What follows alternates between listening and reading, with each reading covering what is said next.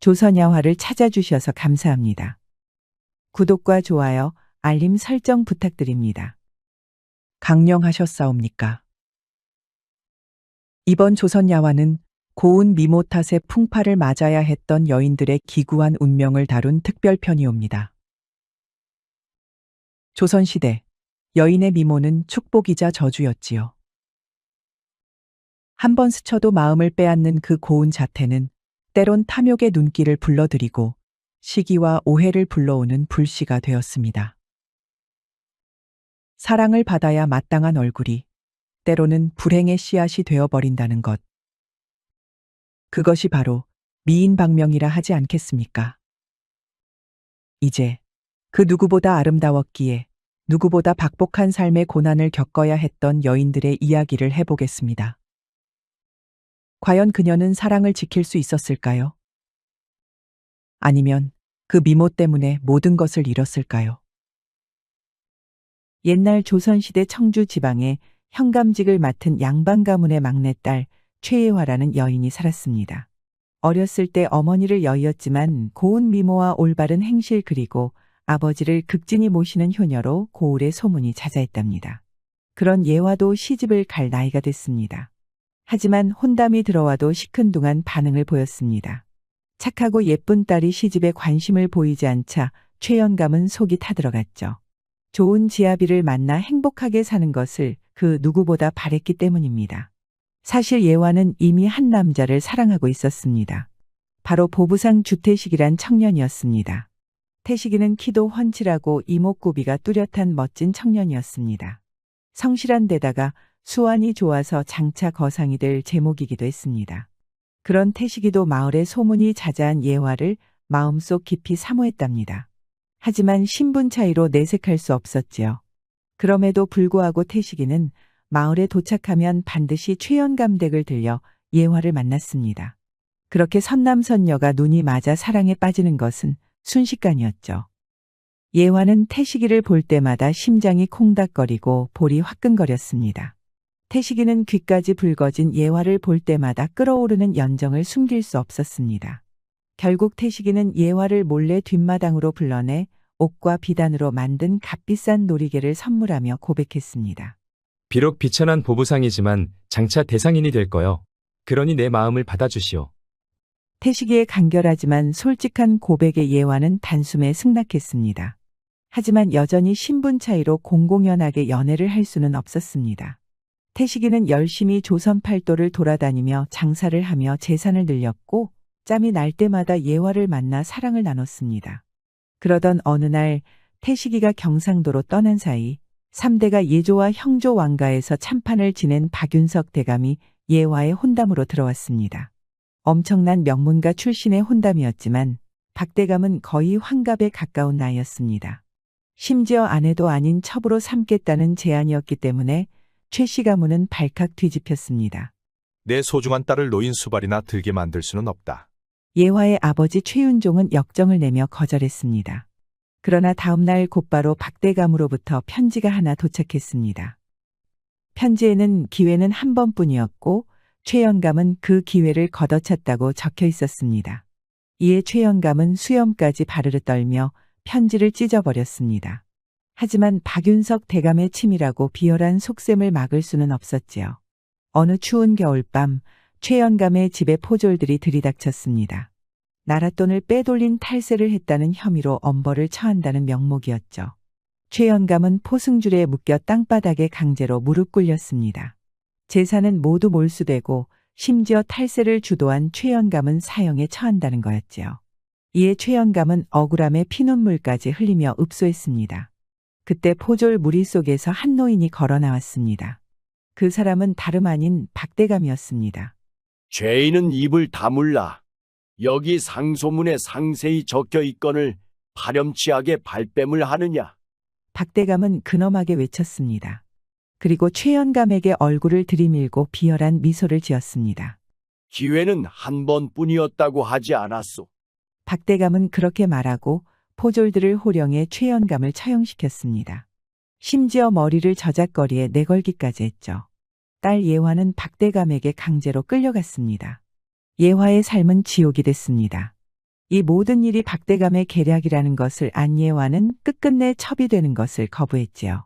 하지만 박대감은 적반하장으로 역정을 내며 예화를 모질게 괴롭혔습니다. 첩이 되는 것을 거부하자 어둡고 좁은 광에 가둬서 쫄쫄 굶게 했습니다. 하지만 일주일 동안 굶겨도 예화는 정절을 지켰답니다. 그러자 박대감은 한밤중에 광에 들어가 예화를 강제로 희롱했습니다. 예화는 것에게 반항했지만 소용없었지요. 몸도 마음도 만신창이가 된 예화는 이후로 매일같이 박대감에게 장난감처럼 희롱당하고 학대당했습니다. 지옥 같은 날들이 이어졌습니다. 그리고 태식이가 한 달하고 보름이 지나서야 마을에 돌아왔죠. 돌아오고 보니 최연감댁은 물론이고 미래를 약조한 예화까지 사라진 것입니다. 아닌 밤중에 홍두깨가 따로 없었습니다. 그러나 마을에서 수소문을 해보니 아니 글쎄 최연감이 탈세 혐의로 처형당하고 예화는 박대감에게 강제로 시집을 갔다는 겁니다. 태식이는 두 눈으로 직접 확인하기 위해 물건을 판다는 명목으로 박대감 댁을 방문했습니다. 그런데 웬일입니까? 반신반의했던 소문이 사실이었던 겁니다. 예화는 정말로 박대감의 첩이 되어서 다소곳하게 앉아 있었습니다. 그러나 옛날처럼 생기 넘치고 반짝였던 두 눈동자에는 빛을 찾아볼 수 없었습니다. 아름다운 얼굴에도 그림자가 짙게 드리워져 있었습니다. 그 모습을 보니 태식이는 사지가 모조리 찢기는 기분이었습니다. 오한이라도 온 듯 온몸이 벌벌벌 떨리며 손발이 차갑게 식었습니다. 예화가 어떤 고초를 치렀을지 떠올리니 자기도 모르게 소리가 나도록 어금니를 꽉 깨물었습니다. 입술 사이로 피가 흘러서 재빨리 소매로 피를 훔쳐야 했지요. 그런 태식이와 예화의 마음을 모르는 박대감은 곁에 앉은 예화의 몸을 멋대로 주물럭거리며 떠들었습니다. 요즘 힘쓸 일이 많아서 그런데 정력에 좋은 한약재가 좀 있나? 내가 아주 새로 들인 첩 때문에 말라 죽을 것 같네. 박대감의 질문에 태식이는 속이 부글부글 끓어올랐습니다. 하지만 여기서 다짜고짜 화를 내봐야 소용이 없었습니다. 박대감은 그야말로 권세가 하늘을 찌르는 명문가. 한낱 쌍인인 태식이가 어찌할 도리가 없었습니다. 그런데 태식이는 한 가지 꾀가 떠올랐습니다. 바로 정력에 좋은 한약재 대신 감태와 여러 약초를 섞어서 만든 수면제를 주는 것입니다. 본래는 밤에 잠을 못 드는 환자들을 위한 약이었는데 박대감에게 먹이면 딱 맞았습니다. 박대감이 잠든 틈을 타 예화를 빼내올 셈이었지요. 암요 대감님, 여기 명나라에서 들여온 귀한 약재입니다. 황제는 이를 먹고 일주일 밤낮 동안 수십 명의 첩과 동침했다고 합니다. 박대감은 태식이의 말에 좋아라 하며 수면제를 샀습니다. 그리고 해가 지고 밤이 오자 태식이는 시종이나 하인들이 이용하는 개구멍을 통해 박대감의 별채로 숨어 들어갔습니다. 수면제가 제대로 들었는지 박대감의 코 고는 소리밖에 들리지 않았습니다. 아주 깊게 잠들어서 불이라도 나지 않는 이상 깨어나지 못할 것 같았습니다. 예화는 그 옆에서 숨죽이고 흐느껴 울고 있었지요. 예화 씨, 어서 여기서 나갑시다.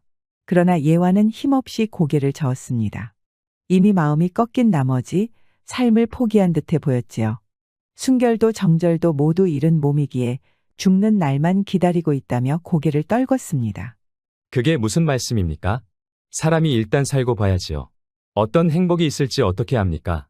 태식이의 설득에 예화는 마지못해 일어났습니다. 맞잡은 태식이의 손으로 온기가 전해졌습니다. 죽어 있었던 감정이 다시 느껴지자 잊었던 아픔도 되살아났습니다. 태식이와 예화는 바쁘게 박대감댁을 빠져나왔습니다. 아침 해가 떠야 박대감이 알아차리리라 생각했죠. 그런데 이럴 수가? 예상과 달리 생각보다 빨리 추격자가 붙었습니다. 박대감댁의 추노꾼이 태식이와 예화를 쫓았습니다. 태식이와 예화는 정신없이 산길을 달렸습니다. 그러나 예화는 너무 지친 나머지 발을 접질렸지요. 깜짝 놀란 태식이가 그런 예화를 부축하려는 사이 추노꾼이 쏜 화살이 다리에 박혔습니다. 그럼에도 불구하고 태식이는 예화를 들쳐맸습니다. 다리 한쪽이 움직이지 않았지만 절름거리며 계속 뛰었습니다. 그런 모습에 예화는 속절없이 눈물만 흘릴 뿐이었습니다. 동시에 자신을 위해 목숨을 거는 태식이의 모습에 더 깊은 사랑을 느꼈지요. 잡았다 이 녀석들. 달밤에 아주 땀 빼게 만드는구나. 그러나 이내 추노꾼에게 잡히고 말았습니다. 둘은 추노꾼들에게 붙잡혀 박대감 댁으로 끌려갔습니다. 박대감은 크게 노하며 두 사람을 광에 가뒀습니다. 그리고 태식이를 하루가 멀다 하고 멍석말이를 했지요. 얻어맞는 태식이의 모습을 지켜봐야 한 예화는 자신이 얻어맞는 것만큼 마음 아파했습니다. 3일 밤낮으로 멍석말이를 당한 태식이는 숨이 끊어지기 직전이었습니다. 하지만 예화를 이 지옥에서 구해내야 한다는 일념에 간신히 정신을 잡고 있었습니다. 태식이는 참고 견디며 기회를 엿봤습니다. 그리고 매질하던 추노꾼들이 잠시 자리를 비운 사이에 예화를 데리고 다시 도망쳤습니다. 이번에는 해가 뜨기 직전인 어스름한 새벽에 도망쳤습니다. 보통 해가 뜨기 직전의 경계가 허술해지기 때문입니다. 하지만 산길을 오르던 태식이는 결국 숨이 끊어지고 말았습니다. 3일 밤낮으로 매질을 당한 데다 힘든 산길을 오르려니 몸이 버티지 못한 것입니다. 예화는 그런 태식이의 시체를 부여잡고 목을 놓아 울었습니다. 자기 때문에 부친을 잃고 이제는 사랑하는 남자마저 떠나보낸 겁니다. 추노꾼들은 그런 예화를 붙잡는데 힘을 별로 들일 필요도 없었답니다. 완전히 넋이 나가버린 예화는 짐짝처럼 다시 들려서 박대감 댁으로 끌려왔습니다. 박대감은 더욱 모질게 예화를 학대했지요. 예전에는 손찌검은 하지 않았는데 이제는 기분이 내키는 대로 예화를 희롱하며 괴롭혔습니다. 그러던 어느 날 밤 두꺼운 구름 사이로 고개를 내민 달이 비쳤습니다. 엉망진창이 된 예화는 멍하니 달빛을 바라보고 있는데 희미한 형상이 보이는 것 아닙니까? 그것은 먼저 떠난 태식이의 영혼이었습니다. 태식이는 숨을 거뒀지만 저승으로 떠날 수 없었습니다. 홀로 남겨져서 또다시 지옥 같은 날을 겪어야 할 예화를 걱정한 탓에 영혼이 무거워져 구천을 떠돌게 된 것입니다. 태식이는 흐릿한 손을 뻗어 수척한 예화의 뺨을 어루만졌습니다. 예화 씨, 포기하시면 안 돼요. 사실 예화의 박복한 삶은 무당으로 타고난 사주 때문이었습니다. 부친의 죽음에서 태식이의 죽음까지 겪은 예화는 결국 영혼과 대화할 수 있는 지경이 됐습니다. 예화는 그립고 그리웠던 태식이의 모습에 억장이 무너졌지만 태식이의 격려를 떠올리며 다시 탈출하기로 마음먹었습니다. 이번에도 혼자가 아니었습니다. 태식이의 영혼이 예화를 도와서 아무도 모르게 박대감 댁을 빠져나올 수 있었습니다. 이번에야말로 빠져나온 예화는 새 삶을 시작했습니다. 영혼과 대화하고 소통할 수 있는 무당의 기운을 다룰 수 있게 된 예화는 떠돌면서 사람들을 도왔습니다. 선행을 베풀어서 먼저 보낸 부친과 태식이의 넋을 기리고 싶었기 때문입니다. 그러나 어째서일까요? 태식이는 물론이고 부친은 여전히 구천을 떠돌며 성불하지 못했습니다. 한이 서린 탓에 혼이 지상에서 떠나지 못하는구나. 그렇습니다. 부친 현종 현감과 태식이는 박대감에 대한 한 때문에 성불하지 못한 것입니다. 이에 대한 고민을 깊게 한 예화는 어느 날 뜻밖의 손님을 만나게 됐습니다. 예화의 당집에 박대감이 온 것입니다. 부인, 내가 잘못했으니 그만 다시 돌아오시지요. 다시 예전처럼 금슬 좋게 살아봅시다. 박대감은 친근하게 예화를 불렀지만 그 아래에는 더러운 속셈이 보였지요. 이제 조선 땅 유명한 무당이 된 예화에게 멋대로 굴지 못하니 짐짓 괘씸한 척하며 꼬드기는 것이었습니다. 하지만 예화는 분노를 삭히고 얌전히 고개를 끄덕였습니다. 알겠소. 내 바깥바람은 충분히 쐬었으니 일부종사라고 아내의 도리를 지켜야겠소. 예화의 얌전한 태도에 박대감은 쌍수를 들고 환영했습니다. 그리고 서둘러 가마로 예화를 태우고 집으로 돌아왔지요. 게다가 예전과 비교할 바 없이 순종적인 부인이 된 예화를 보자 하루하루가 꿈만 같았습니다. 이제야 정말 부부 생활을 하는 것 같구나. 그러나 박대감은 예화가 집에 돌아온 이후부터 이상한 꿈을 꾸기 시작했습니다. 자는 동안 피투성이가 된 사내가 머리맡에 우두커니 서서 박대감을 내려다보는 기괴한 꿈이었습니다. 자다가 쏘스라치게 놀라 깨서 식은땀을 흘려야 했지요. 반면 옆에 곤히 잠든 예화는 아무런 낌새를 알아채지 못한 것 같았습니다. 날이 지날수록 박대감은 수척해져만 갔습니다. 이제는 꿈뿐만 아니라 환청이나 환각까지도 보였지요. 어딜 가든 사내가 보였습니다. 박대감은 경기를 일으키며 허공에 삿대질하고 욕짓거기를 퍼붓는 날도 있었습니다. 때로는 하인을 이유 없이 마구 폭행하기도 했지요. 그리고 결국 사단이 났습니다.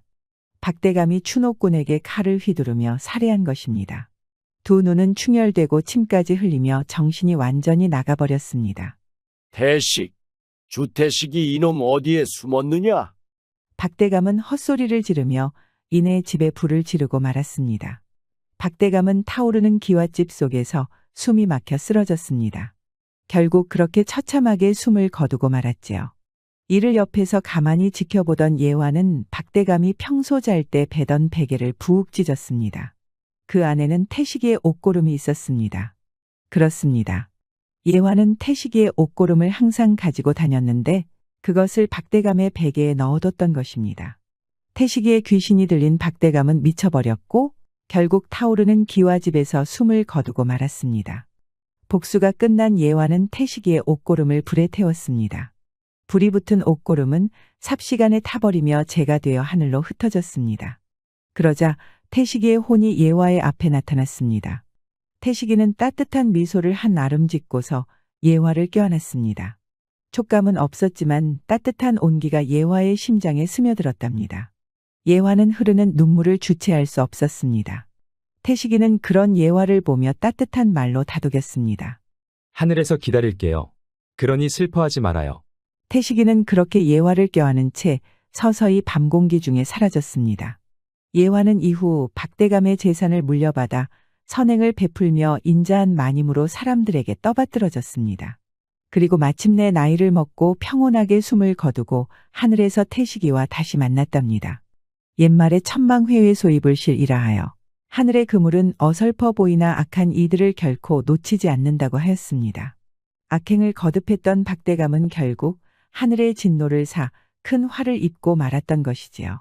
반면 태식과 예화는 결국 죽어서도 함께할 수 있었으니 이 어찌 지고지순한 사랑이 아니라고 말할 수 있을까요? 우리도 이를 본받아 올바른 마음으로 항상 부끄럼 없이 살아야겠습니다. 곧 다음 이야기가 재생됩니다. 잠시만 기다려주세요. 옛날 조선시대에 김신혁이라는 젊은 선비가 있었습니다. 김선비는 일찍이 독학으로 온갖 학문을 섭렵하여 견문을 넓히기 위해 전국 8도를 여행했습니다. 하루는 인천 도호부의 한 어촌 마을에 다다랐죠. 기나긴 도보 여행으로 잔뜩 지친 김선비는 배가 너무 고팠습니다. 그러나 어촌 마을에서 뜨끈한 생선국으로 배를 채울 생각에 기분이 좋아졌죠. 김선비는 주막에 들어가자마자 보찜을 내려놓고 자리에 앉았습니다. 그런데 주막 안의 분위기가 영 심상치 않은 것입니다. 3명의 험상궂게 생긴 사내들이 탁자에 둘러앉아서 시끄럽게 떠들고 있었는데 다른 사람들은 눈알만 살살 굴리고 있었습니다. 의도적으로 사내들이 앉아있는 탁자에는 시선을 피했지요. 끼니만 채우고 후딱 일어나야겠구나. 김선비는 주모에게 생선국 한 그릇과 보리밥 한 그릇을 주문하고 얌전히 기다렸습니다. 그러는 사이 소란을 피우는 사내들이 술에 거나하게 취해서 다른 자리에 앉은 손님들에게 시비를 걸기 시작했습니다. 뭘 쳐다봐? 불만 있어? 거 눈깔이 이쁘게 뜨쇼. 우리 이쁜이 술 한 잔 따라봐. 사내들은 얼토당토하는 구실로 손님들에게 패악질을 부렸습니다. 불편함을 느낀 손님들이 슬그머니 자리에서 일어나서 주막을 나가려고 하면 귀신같이 눈치채고 시비를 걸었죠. 김선비는 조용히 밥만 먹고 나가려고 했는데 이거 완전 잘못 걸렸다 싶었습니다. 야, 그래, 너 갓을 쓴 걸 보니 어디 양반 날이신가 보이? 어이구 나으리, 어인일로 이런 누추한 곳을 오셨습니까? 기어코 사내들이 김선비에게까지 말을 걸기 시작했습니다. 괜히 심기를 거스르고 소란을 만들고 싶지 않은 김선비는 헛기침을 했습니다. 그러자 털보사내가 김선비의 어깨를 툭툭 건드렸습니다. 김선비는 뭐라도 대답해야겠다 싶었지요. 여행을 하던 도중에 잠시 들렸소. 편하게 골방에 처박혀서 글 공부나 하시지 못하러 사서 고생하시오. 세상 돌아가는 것을 방구석에서 알기는 쉽지 않지. 안 그렇소? 글깨나 배운 양반답게 맞는 소리 하는구만. 그렇다면 내 충고 하나 더 해주지. 조용히 밥만 먹고 꺼지쇼. 알겠소. 알겠소. 선생의 고견대로 그리하리다. 사내들은 고분고분하게 말을 듣는 김선비를 보며 만족스러운지 낄낄거렸습니다. 딱 봐도 양반이 상놈인 자기들에게 존댓말을 꼬박꼬박하여 기분이 좋아진 것 같았지요. 체면이 다소 구겨졌지만 김선비는 별로 신경 쓰지 않았습니다. 똥이 더러워서 피하지 무서워서 피하는 것이 아니기 때문이죠. 이후에도 사내들은 휘적휘적 주막을 돌아다니며 손님들을 괴롭혔습니다. 심지어 바쁘게 돌아다니며 일하는 주모도 희롱했습니다. 이를 보다 못한 한 노인이 자리에서 벌떡 일어났죠. 이놈들아! 아무리 권세를 등에 얻고 기세등등하지만 이 땅에는 삼강오륜이 있고 사람다움의 도리와 인정이 있다. 이러고서는 어찌 사람 취급을 받고 싶어 하느냐? 노인이 호통을 치자 사내들의 표정이 순식간에 일그러졌습니다. 그러자 털보사내는 성큼성큼 노인에게 가더니 솥뚜껑만 한 손바닥으로 따귀를 올려붙이는 것 아닙니까? 얼굴을 철썩하고 맞은 노인은 어구구하면서 힘없이 나자빠졌습니다. 오냐, 오늘 짐승들한테 한번 맞아 죽어봐라.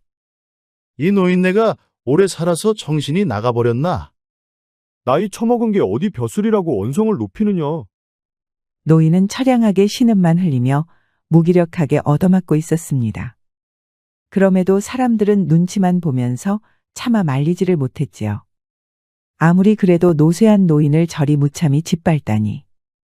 더 이상 참을 수 없었습니다. 김선비는 극대노하며 자리를 박차고 일어났습니다. 옛말에 조선은 동방예의 지국이라 하여 노인을 공경하고 그 예를 다함이 으뜸이라 했거늘. 이 고얀 놈들아, 장유유서를 모르느냐?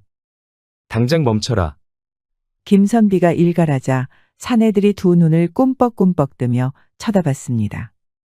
너무 당황스러운 나머지 화조차 내지 못했죠. 이윽고 배를 움켜잡고 박장대소했습니다. 저 선비가 먹물이 뇌까지 물들었나 보이. 안 멈추면 내깐 놈이 뭘 하겠다는 게냐? 심지어 김선비를 조롱하고 비웃었습니다. 다른 한 놈은 바닥에 엎어진 노인네의 등에 발을 척하니 올려놓았습니다. 마치 사냥감을 잡고 자랑스러워하는 사냥꾼 같은 품새였습니다. 결국 김선비는 완전히 눈이 돌아가 버렸습니다. 천인 공노할 놈들. 김선비가 앉은 자리에서 펄쩍 뛰어올랐습니다. 강력이 얼마나 강했는지 탁자 3개를 뛰어넘어 무례배들이 있는 곳까지 날아갔죠. 예상치 못한 묘기에 사내들은 반응조차 못했습니다. 펄쩍 뛰어오른 김선비는 곧바로 발로 사내의 가슴팔을 걷어찼습니다. 김선비의 강력한 발차기에 맞은 사내는 묵직한 충격에 숨이 헉 하고 막혔습니다. 그리고 그대로 뒤로 튕겨나가 주막 구석에 꼬라박혔습니다. 아니, 이놈이. 김선비는 거기서 멈추지 않았습니다. 몸을 획 돌리며 돌려차기로 악당의 허리춤을 후려찼습니다. 순간 사내의 갈비뼈가 우지끈하면서 몽땅 부러졌습니다. 사내는 비명도 지르지 못하고 고꾸라졌죠. 마지막 남은 털보 사내는 급한 마음에 김선비를 향해 어설프게 주먹을 날렸습니다. 김선비는 피하지도 않고 그대로 이마로 털보 사내의 주먹에 박치기를 날렸습니다. 아이구야. 내 손. 김선비의 이마에 부닥친 주먹에서 뼈가 뒤틀리는 소리가 났습니다. 박치기에 손가락이 부러진 것입니다. 김선비는 그런 털보 사내의 멱살을 쥐어 틀어 올리고 거세게 따귀를 올려붙였습니다. 아녀자를 희롱하고 죄 없는 이들을 괴롭힌 벌이다. 달게 바꿔라. 털보 사내는 억센 김선비의 손찌검에 곧 정신을 잃고 축 늘어져 버렸습니다. 그제야 김선비는 놓아주고 손을 탁탁 털었죠. 주막은 난장판이 되었고 무례배들은 바닥에 엎어져서 낑낑거렸습니다. 어서 여기서 썩 나가세요. 얼른요. 이를 보던 주모가 김선비의 등을 밀치며 주막 밖으로 밀어냈습니다. 아무렴 감사의 인사는 받지는 못해도 이런 식으로 쫓겨날 줄을 몰랐던 김선비는 좀 서운했습니다. 하지만 주모는 김선비를 밖으로 쫓아내놓고는 슬쩍 큼지막한 주먹밥 3개를 연잎에 감싸놓은 꾸러미를 찔러주었습니다. 저놈들은 하오란이라는 청나라 상인의 하수인 놈들입니다. 이 일대를 주름잡고 있는 악당놈들인데 도와주신 것은 감사하지만 나리님의 목숨이 위험합니다요. 어서 자리를 뜨셔야 해요. 김선비는 두 손으로 공손하게 주먹밥을 받고 고개를 꾸벅 숙였습니다. 아직 인정이 사라지지 않은 것을 몸소 느낄 수 있었습니다. 김선비는 보찜을 지고 주막을 떠났습니다. 분위기가 이래 흉흉해서 더 이상 이 마을에 있을 이유가 없었습니다. 이대로 길을 떠나서 곧장 다른 마을로 갈 심상이었죠. 하지만 변덕스러운 날씨가 김선비의 발목을 잡았습니다. 하늘이 흐릿하더니 굵직한 빗방울이 하나 둘씩 떨어지는 것이죠. 김선비는 당혹스러웠습니다. 비가 내리며 먹구름이 잔뜩 끼니 주변도 삽시간에 금방 어두워졌습니다. 아직 초경이 되지도 않았는데 저녁이 된 것 같았습니다. 야단났네. 이렇게 어두운데 비까지 오다니. 이런 날에 무작정 걷다가는 사달라지. 김선비는 어쩔 수 없이 어느 한 초가집 뒤편에 서서 잠시 비를 피했습니다. 주막에서 쫓겨나고 하룻밤 쉴 곳 없이 남의 집 처마에서 비를 피하는 신세라니. 절로 한숨이 나왔지만 뭐 어떡하겠습니까? 그러는 사이 얇은 초가집 벽면으로 떠드는 소리가 들려왔습니다.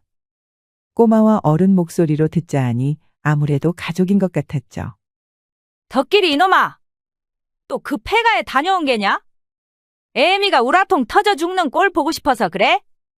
집에서는 한 어머니가 아들에게 동네 폐가에 가지 말라고 혼내고 있었죠. 들어보니 마을에 한 폐가가 있는데 아이들이 종종 담력 시험이랍시고 대낮에 놀러 가는 것 같았습니다. 그런데 뒷부분이 꽤 의미심장했는데 폐가에 귀신이 살고 있다는 겁니다. 그래서 실제 마을 사람들은 얼씬도 하지 않는다는 것이죠. 그때 김선비는 기막힌 생각이 떠올랐습니다. 비와 바람을 막아주는 천장이 있는데 마을 사람들은 얼씬도 하지 않는다? 김선비처럼 떠돌이에게는 그야말로 안성맞춤의 장소였습니다. 옳거니. 오늘 밤은 저 폐가에서 자면 되겠다. 어디 보자 대충 마을 외곽에 있다고 했더랬다. 김선비는 비를 맞으면서 마을 외곽으로 향했습니다. 동서남북 중 대충 한 곳을 찍어서 간 곳이었는데 김선비의 운이 아직 완전히 닿아지는 않은 것 같았습니다. 한 번의 폐가를 찾았기 때문입니다. 폐가는 의외로 큼지막한 기와집이었습니다. 옛날에는 대감이 살았을 법한 아주 번듯한 폐가였지요. 김선비는 슬그머니 무너지 대문을 넘어 들어갔습니다. 귀신님 오늘 하룻밤 잘 좀 부탁드리겠습니다. 김선비는 비를 피해서 폐가 안으로 들어갔습니다. 안은 폐가답게 허름했지만 비와 바람을 막아줘서 꽤 아늑했습니다. 김선비는 보찜을 풀고 곧장 큼지막한 주먹밥 하나를 먹었습니다. 그러니 배가 부르니 드러누워서 편하게 잠들었습니다. 그러고 얼마나 시간이 지났을까요? 아주 곤히 잠에 들었는데 어디선가 울음소리가 들리는 겁니다. 김선비는 퍼뜩 잠에서 깼습니다. 울음소리는 바로 옆 안방에서 났습니다. 은근슬쩍 안을 들여다봤더니 이럴 수가. 머리가 황금색인 한 여인이 처량하게 울고 있는 것입니다. 생전 처음 본 모습의 김선비는 여인이 그 말로만 듣던 귀신이라는 것을 직감했습니다. 하지만 옛날의 책을 읽다가 저기 먼 아라사 땅에 사는 사람들은 채모가 짙은 금발이라는 것을 떠올렸죠. 그것을 떠올리고 보니 퍽 아름다운 외모의 여인네였습니다. 김선비는 팔짱을 꼈습니다. 실체를 알고 있으니 더 이상 두려움은 없었습니다. 거 귀신 흉내는 그만두시오. 나는 얌전히 있다가 내일 아침이면 떠날 터이니 적당히 하고 아가씨도 주무시오. 김선비가 말하자 아라사 여인네가 화들짝 놀래서 고개를 치켜들었습니다. 짐짓 창백할 정도로 하얗고 뽀얀 피부와 푸른 눈동자, 이국적인 이목구비의 절세미녀였습니다. 여인은 눈물을 훔치고 넙죽 엎드렸습니다. 담대하고 현명하신 선비님. 저는 최설애라고 합니다. 그리고 죄송합니다. 실은 사정이 있는지라 이렇게 귀신 흉내를 내면서 이곳에 숨어 있었답니다. 밤은 길고 시간은 넉넉하니 어디 사연이나 들어봅시다. 설애라고 밝힌 여인은 과부였습니다. 본디 조선인 남편을 만나 혼약을 맺었으나 하필이면 악명 높은 노예상인에게 눈도장이 찍히는 바람에 남편은 살해당하고 과부가 된 설애는 납치당하고 말았지요. 배에서 기적적으로 탈출을 하고 이렇게 마을로 숨어들어와 은거하고 있던 것입니다. 아주 천하의 못된 놈이로고. 그놈은 뭐하는 놈이요? 하오란이라는 자로 조선과 청나라를 오가며 사람들을 인신매매하는 극악무도한 자랍니다. 상인이라고 칭하지만 사실 거래하는 것은 사람입니다. 하오란. 김선비도 들어본 작자였지요. 그 자의 악행은 이 인근에서 제법 유명한 듯했습니다. 그러나 김선비는 내일이면 곧 떠날 몸. 그런 사람과 더 이상 엮일 일이 없었습니다. 하지만 설애는 다시 한 번 더 넙죽 엎드렸습니다. 면피가 두껍다고 비난하셔도 좋습니다만 부디 이곳에 저와 함께 머물러 주시기를 바랍니다. 아무리 부군이 없는 과부여도 남녀 7세 부동석이라고 그럴 수는 없소. 하지만 부탁이 있다면 내가 들어줄 수는 있지. 설애는 김선비가 이곳에 머무는 동안 자기가 만든 물건을 팔아서 목돈을 만들게 도와달라고 요청했습니다. 돈이 모이면 곧장 이 마을을 떠나고 싶다는 것이지요. 자기는 아무래도 아라사인이어서 외모가 너무 눈에 띄어 낮에는 도저히 밖을 돌아다닐 수 없기에 물건을 팔고 싶어도 팔지 못한다는 겁니다. 김선비는 내키지 않았지만 여인의 요청이 너무나도 간곡하여 어쩔 수 없이 그리 해주기로 했습니다. 그렇게 김선비는 폐가에 머물면서 설애가 만든 물건을 장터에 가지고 나가 팔았습니다. 설애는 손재주가 매우 뛰어나서 이국적인 무늬가 들어간 바구니나 장난감 같은 인형을 곧잘 만들었습니다. 마을 사람들도 신기해하며 설애의 물건을 남김없이 사갔답니다. 김선비와 설애는 그렇게 가까워지며 정을 쌓아갔습니다. 설애가 목표한 금액도 어느덧 가까워지게 되었지요. 그런데 하루는 밤이 너무나도 추워서 불을 피워도 좀처럼 따뜻해지지 않았습니다. 나으리 남녀 7세 부동석을 지키다가는 정말 여기서 얼어 죽은 귀신이 되겠사옵니다. 허락해 주신다면 오늘은 같이 체온을 나누는 것이 어떠하겠습니까? 어쩔 수 없지요. 그러나 나는 결코 부정한 생각은 하지 않겠소. 김선비의 정절을 지키려는 모습에 설애는 잊고 있었던 사랑의 감정이 피어올랐습니다. 하지만 그런 김선비의 신념에 반하는 행동을 하고 싶지 않았습니다. 그래서 설애도 두근거리는 마음을 억누르고 듬직한 김선비의 등에 살포시 몸을 붙였습니다. 그러자 서서히 체온이 올라서 후끈후끈해졌습니다. 그러나 따뜻해지는 체온과 더불어 설애의 마음도 더 이상 억누르기 힘들 정도로 뜨거워졌답니다. 결국 곤히 잠든 김선비를 와라 껴안고 말았습니다. 그러니 깊이 잠든 김선비는 설애가 무엇을 하는지 전혀 알 수 없었습니다. 설애의 배곡 같은 피부는 어느새 불이 데인 사람처럼 붉게 변하고 말았습니다. 나으리 부디 저를 용서해 주시어요. 결국 자고 있는 틈을 타 설애는 김선비의 위에 올라타고 말았습니다. 김선비는 꼼짝없이 뜨거운 밤을 보내고 말았습니다. 설애는 고향 땅 평야에서 보았던 밤하늘의 별을 볼 수 있었습니다. 그렇게 둘의 사랑은 더욱 깊어져만 갔고 어느새 자금을 모두 모을 수 있게 되었습니다. 하지만 김선비가 자주 이국적인 물건을 장터에 나가서 팔았기 때문에 하오란의 졸개들이 설애의 위치를 알아차리고 말았습니다.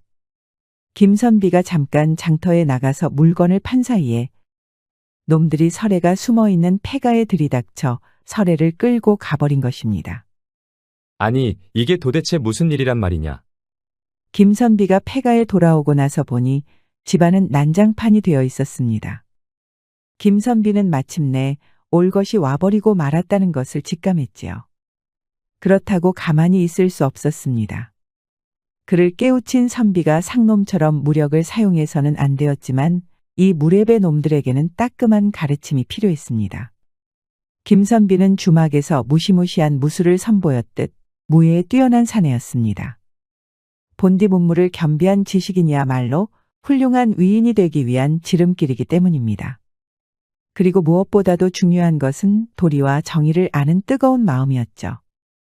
김선비는 마을 사람들을 수소문해서 하오란 무리가 있는 항구로 찾아갔습니다. 하오란은 인근 해안가에 큼지막한 배를 정박하고 황제처럼 군림해 있었습니다.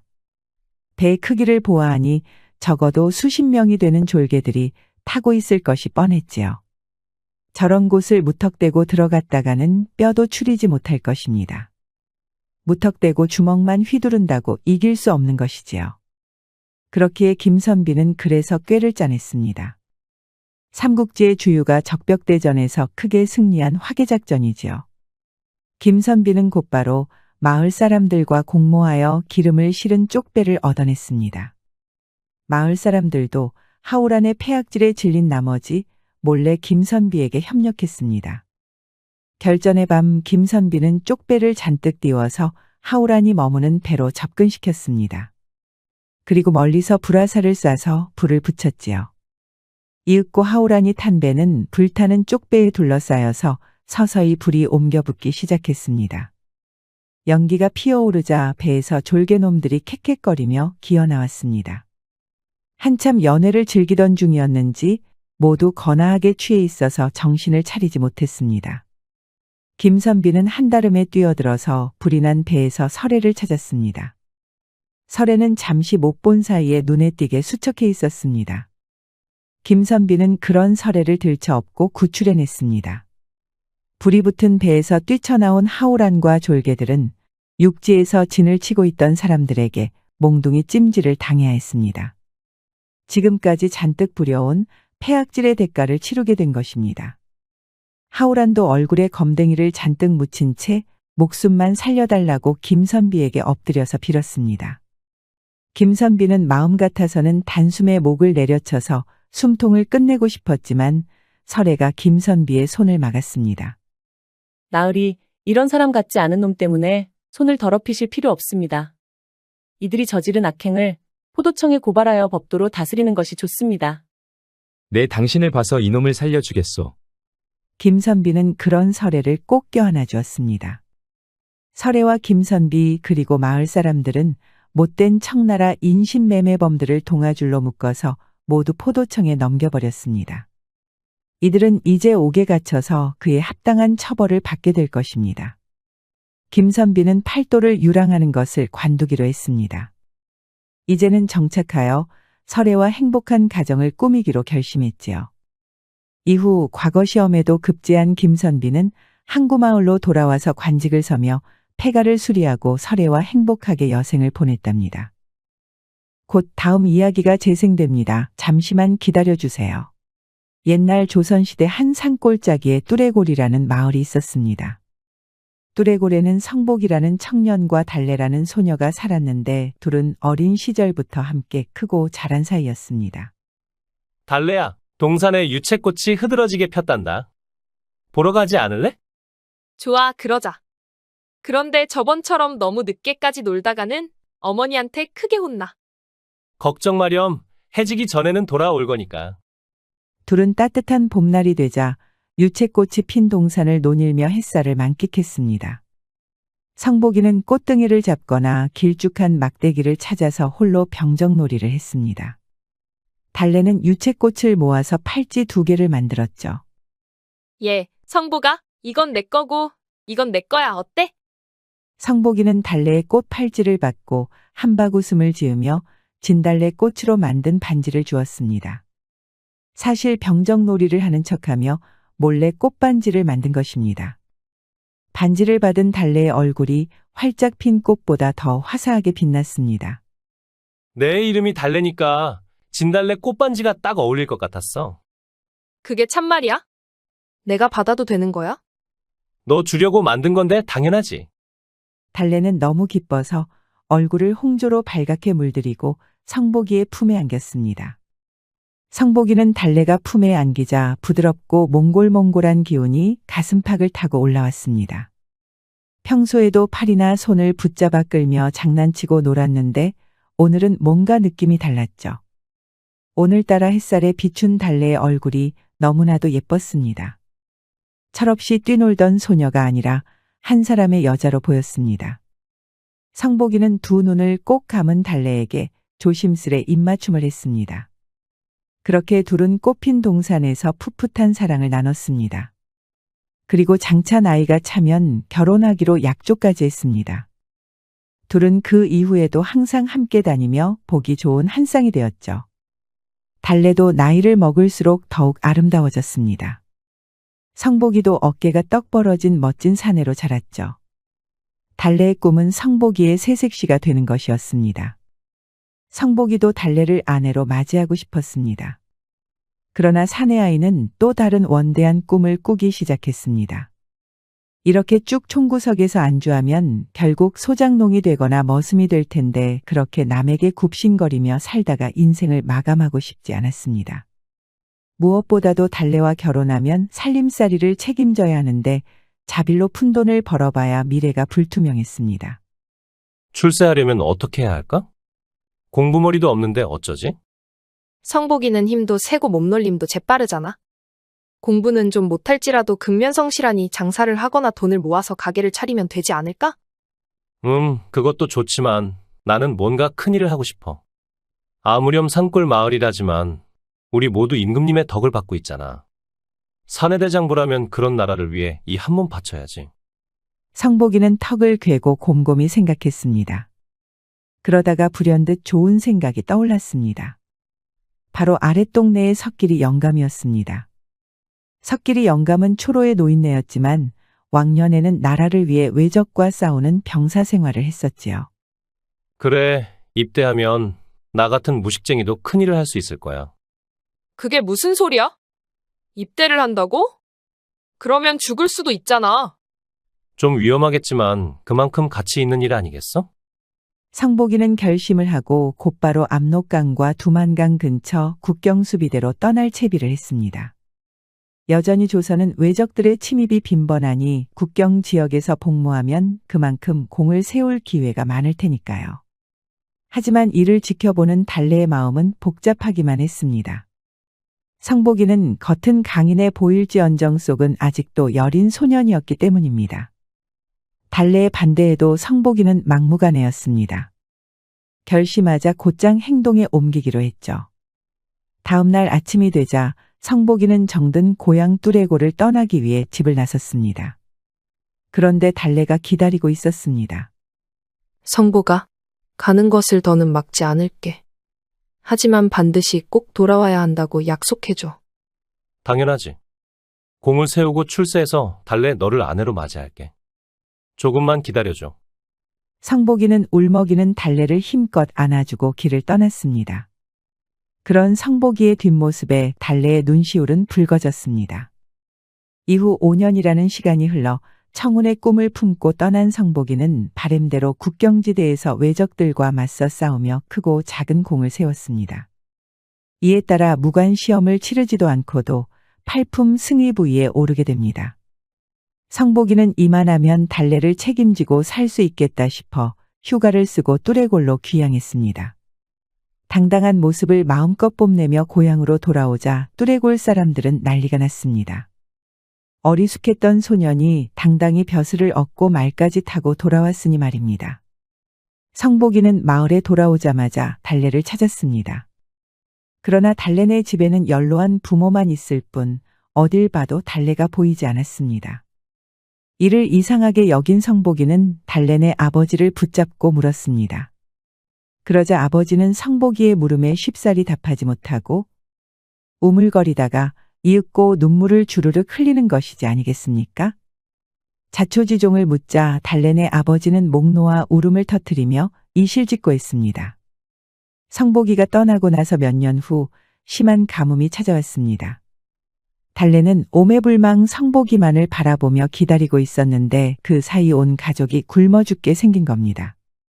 그런데 한양에서 지방 순찰차 내려온 병조판서 신대감이라는 양반이 달래를 보고 한눈에 반해버린 것이죠. 달래를 첩으로 데려가고 싶은 신대감은 쌀과 돈을 주며 꼬드겼습니다. 당연히 달래네 아버지는 사랑하는 딸을 팔아넘길 수 없다며 단칼에 거절했습니다. 그러나 달래는 사랑하는 가족이 굶어 죽는 것을 볼 수 없었습니다. 달래는 밤중에 짐을 싸들고 신대감을 따라 집을 나섰습니다. 다음 날 달래네 가족은 집 앞에 놓인 쌀가마니와 엽전 뭉치를 발견할 수 있었죠. 달래네 가족은 덩그러니 놓인 쌀가마니 앞에서 달래의 이름을 되뇌일 뿐이었죠. 이 이야기를 들은 성복이는 망치로 머리를 얻어맞은 것 같았습니다. 잠시 자리를 비운 사이 이런 일이 있었다니. 차라리 그때 떠나지 않았다면 달래를 보호할 수 있었을 텐데. 성공의 눈이 먼 바람에 이리 오랫동안 자리를 비워서 그만 사랑하는 여인을 빼앗기고 만 것이죠. 성복이는 자리를 박차고 곧바로 말에 올랐습니다. 지금이라도 당장 한양에 올라가 달래를 데려올 심상이었습니다. 정 안 되면 달래를 몰래 납치할 각오도 세웠습니다. 병조판서가 다 무엇이란 말입니까? 어찌 사랑을 돈으로 사다니요? 성복이는 달래의 고운 미소를 떠올리며 힘껏 말을 달렸습니다. 쉬지 않고 말을 달린 성복이는 한양에 도착하자마자 달래가 있는 집을 찾았습니다. 별로 어렵지는 않았습니다. 병조판서가 데려온 젊은 첩의 소식은 이미 한양에서도 자자했습니다. 꽃과 같이 화려하고 달빛처럼 수려한 달래의 외모는 이미 수많은 사내들의 가슴을 흔들어 놓았습니다. 병조판서 신대감도 그런 달래를 애지중지 아낀다는 말도 있었지요. 이 말을 들으니 성복이는 더욱더 가슴이 뜨겁게 타올랐습니다. 성복이는 마음먹으면 곧바로 실행하는 사내였죠. 성복이는 주막에서 밤이 될 때까지 기다렸습니다. 이윽고 어둠이 짙게 깔리자 검은 흙건으로 얼굴을 가리고 병조판서의 기와집에 숨어 들어갔습니다. 넓은 신대감댁의 기와집에서 달래가 있는 안방을 찾기란 쉽지 않았습니다. 성복이는 어두운 그늘에서 몸을 숨기고 살금살금 발걸음을 옮기며 경비병들의 감시를 피했습니다. 그런데 어디선가 아름다운 곡조가 들리는 겁니다. 어찌나 간드러지고 서글픈지 이를 듣는 이로 하여금 코끝이 찡하게 만들었습니다. 그리고 퍽이나 친숙한 목소리였습니다. 바로 달래의 목소리였죠. 달래는 꾀꼬리 같은 음성으로 구슬픈 노래를 부르고 있었습니다. 성복이는 노랫소리를 따라 안방을 찾아냈습니다. 그 안에는 한복을 곱게 차려입은 달래가 가야금을 뜯으며 구슬픈 노래를 부르고 있었습니다. 달래야, 나 성복이야. 여기서 당장 나가자. 성복이는 흙건을 벗으며 달래에게 말을 걸었습니다.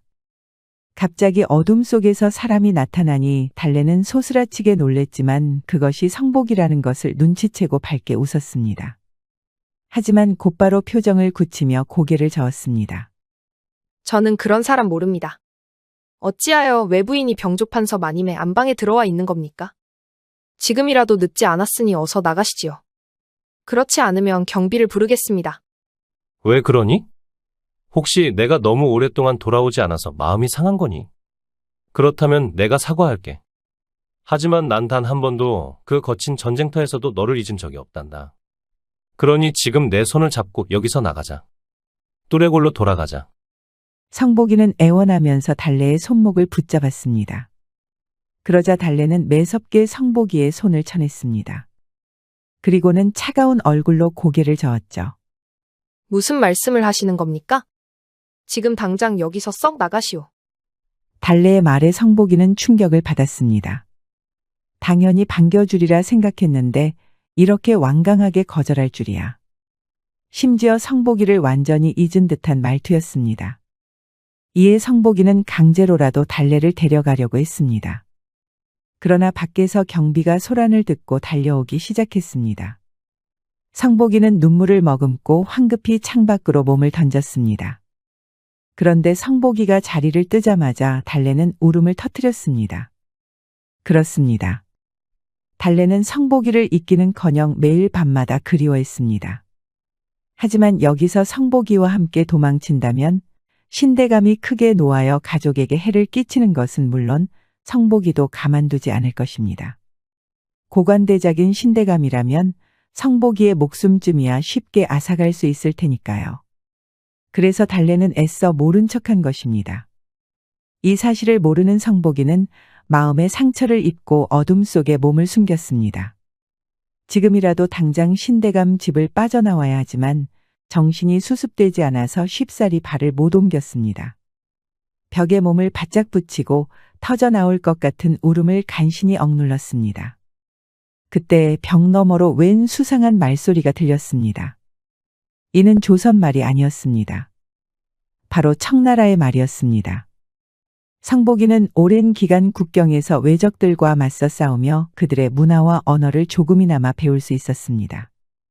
이는 청나라 말이 분명하다. 그런데 이 말 소리가 어째서 신대감댁 안방에서 나는 걸까? 상복이는 호기심에 슬쩍 창문으로 안을 들여다봤는데 역시나 청나라 출신의 사내 한 명과 나이든 선비가 자리에 앉아 술잔을 기울이고 있었습니다. 그리고 저 선비는 다름 아닌 신대감이었습니다. 둘은 막역한 사이처럼 술잔을 나누며 대화를 이어갔습니다. 그리고 껄껄 웃으며 문서 묶음을 청나라 사람에게 내밀었죠.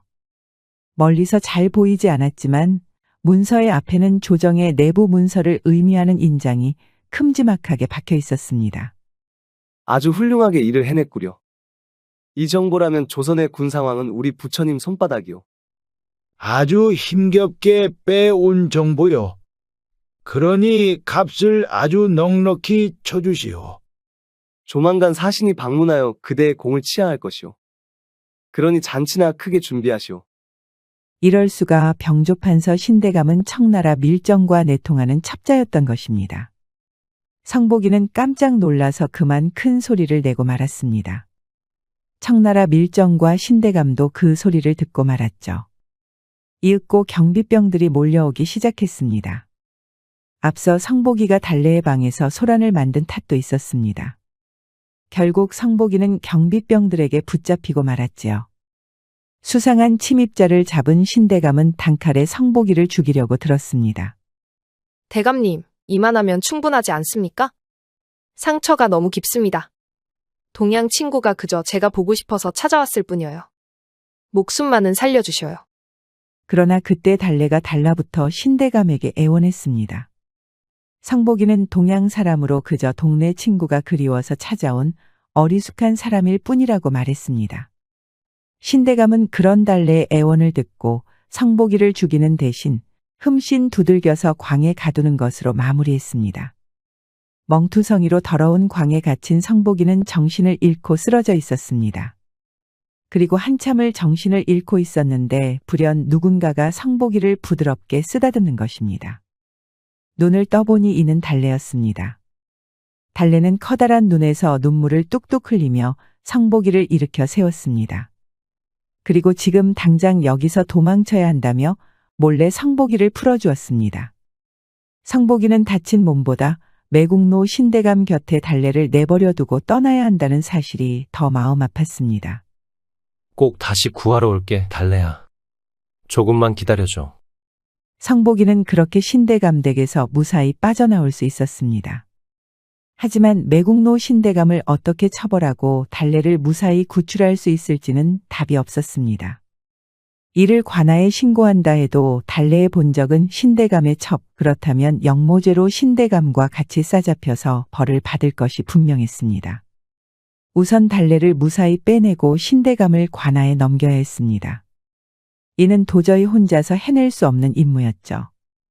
그때 상복이는 군에서 함께 생사고락을 함께했던 동료가 떠올랐습니다.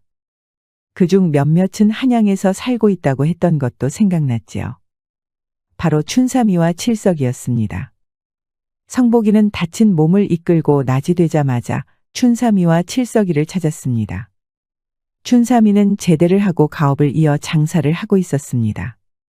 칠석이는 군에서 번 돈으로 방탕하게 생활하며 밥이나 축내고 있었죠. 둘은 전우인 상복이를 반갑게 맞이했습니다. 그래, 무슨 일이냐? 어쩌다가 그 꼴이 난 게야? 우리한테 말만 해? 친구 좋다는 게 뭐겠어? 상복이는 그간 있었던 일을 모두 상세히 말했습니다. 그리고 매국노 신대감을 반드시 혼내줘야 한다고 힘줘 말했습니다. 둘은 고민하지도 않고 상복이와 함께하기로 했습니다. 먼저 얼굴이 팔린 상복이는 잠시 응거하고 춘삼이와 칠석이가 신대감에 대한 정보를 모으기로 했지요. 이틀이 지나 다시 모인 셋은 각자가 모은 정보를 이야기했습니다. 칠석이는 신대감이 평소에도 음주 가무를 즐기는 아주 방탕한 자로 옛날부터 청나라와 내통하고 있다는 소문이 파다했다고 말했습니다. 춘삼이는 가게에서 장사하며 엿들은 이야기인데 신대감이 조만간 큰 잔치를 벌인다는 것입니다. 잔치에서 사용할 술과 음식을 잔뜩 사들이고 있는 것이죠. 잔치의 이유는 아주 뻔했습니다. 성복이가 달래를 만나기 위해 숨어 들어간 날밤 청나라 밀정과 대화를 나눴던 내용대로 사신을 맞이하기 위해서입니다. 분명 몰래 방문한 것일 테니 관아의 포졸들이 현장을 급습하면 빼도 박도 못할 터입니다. 그러자 성복이는 아주 기가 막힌 생각을 떠올릴 수 있었습니다. 잔치를 벌일 때 남사당패로 변장을 해 숨어 들어가서 달래를 빼내고 그 틈에 관아에 알려 청나라 밀정과 내통하고 있는 현장을 발각시키자는 겁니다. 셋은 곧바로 계획에 착수했습니다. 그리고 신대감의 잔칫날 셋은 우스꽝스러운 남사당패 복장을 하고 신대감댁을 들어갔습니다. 얼굴에 검댕을 칠해서 아무도 성복이와 춘삼이 칠석이를 알아보지 못했습니다. 풍악에 올리고 기녀들이 가물을 추자 신대감은 신나는 듯 손뼉을 쳤습니다. 옆에는 청나라 사신이 술잔을 기울이고 있었지요. 그 사이 성복이는 춤을 추는 듯 은근슬쩍 달래에게 접근했습니다. 달래야, 구하러 왔어. 내가 신호하면 저기 초랭이 탈을 쓴 사람하고 여기를 몰래 빠져나가렴. 성복이가 달래에게 속닥거리자 달래는 깜짝 놀라 두 눈을 크게 떴습니다. 그러나 이윽고 곧바로 고개를 끄덕였죠. 잔치가 무르익었고 성복이는 신호를 주기 위해 불을 뿜는 묘기를 부렸습니다. 그러자 달래는 모른 척하며 소피를 보러 간다고 하고 자리에서 일어났습니다. 하지만 문제가 생겼습니다. 청나라 밀정 하나가 성복이에게 냅다 잔에 담긴 술을 뿌려버린 것입니다. 앞에서 어슬렁어슬렁 아주 거슬린다는 명목으로 말입니다. 그 순간 성복이의 검댕칠이 씻겨지며 맨 얼굴이 드러났습니다. 신대감은 얻어맞고 도망친 줄만 알았던 성복이가 돌아온 것을 보고 기절초풍하였습니다. 청나라 밀정들은 술상을 뒤엎으며 성복이를 둘러쌌습니다. 이 겁대가리 상실한 놈이 여기가 어디라고 더러운 발을 들였느냐? 저 놈을 아주 곤죽을 내놓거라. 신대감의 부하와 청나라의 밀정들이 성복이에게 달려들었습니다. 하지만 먼저 번에 성복이는 달래가 걱정되어 가만히 있었을 뿐이었습니다. 숱한 전장을 누비며 외놈들의 목을 베었던 성복이는 호락호락한 상대가 아니었죠. 게다가 이번에는 동료인 칠석이도 있었습니다. 칠석이와 성복이는 달려드는 왈패들을 맨손으로 때려 눕히며 상대했습니다. 그 사이 달래는 춘삼이와 함께 신대감의 집을 빠져나갔습니다. 성복이와 칠석이는 아비규환이 된 잔치에서 끊임없이 적과 싸웠습니다. 밀정들은 칼을 뽑아 매섭게 휘둘렀지만 성복이는 날래게 피하며 매서운 발차기를 꽂아 넣었습니다. 무턱대고 달려들던 밀정은 늑골이 부러지면서 바닥에 처박혔습니다. 칠석이와 성복이는 그렇게 적들을 모두 때려 눕혔습니다. 주변은 박살이 난 집기와 얻어맞아서 쓰러진 적들 뿐이었습니다. 하지만 신대감이 보이지 않았습니다. 싸움이 벌어진 틈을 타 달아난 것입니다. 칠석이에게 뒤를 맡기고 곧바로 신대감의 뒤를 쫓았습니다. 신대감은 집 뒤편에 있는 야산으로 주랭랑을 쳤습니다. 그 뒤로 성복이가 야수처럼 쫓았습니다. 신대감은 혼비백산을 했습니다만 성복이를 좀처럼 떼어낼 수 없었습니다. 그러다가 한 동굴을 발견하여 그 안으로 숨었습니다. 성복이도 그 뒤를 따랐죠. 동굴 안은 어두컴컴하고 물기가 가득했습니다.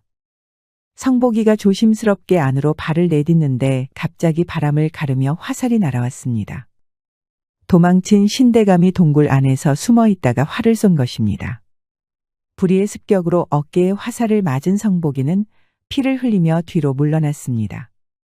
이에 신대감은 비열한 웃음을 흘리며 성복이의 숨통을 끊기 위해 다음 화살을 당겼습니다.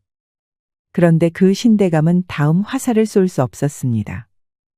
동굴에서 겨울잠을 자다 이제 막 깨어난 곰이 신대감을 덮친 것입니다. 그야말로 천벌이 아닐 수 없었습니다. 신대감은 처량한 비명을 지르며 곰에게 잡아먹히고 말았습니다. 성복이는 신대감의 최후를 마지막까지 지켜보고 동굴을 빠져나와 다시 돌아올 수 있었습니다. 이미 포졸들이 엉망이 된 신대감의 집을 에워싸고 있는 상황이었지요. 밀정과 내통한 증거를 모두 찾아냈기 때문에 신대감은 목숨을 건졌더라도 죽음보다 더한 고통이 기다리고 있었을 것입니다. 영모를 꾀했던 신대감은 그렇게 파멸하고 말았습니다.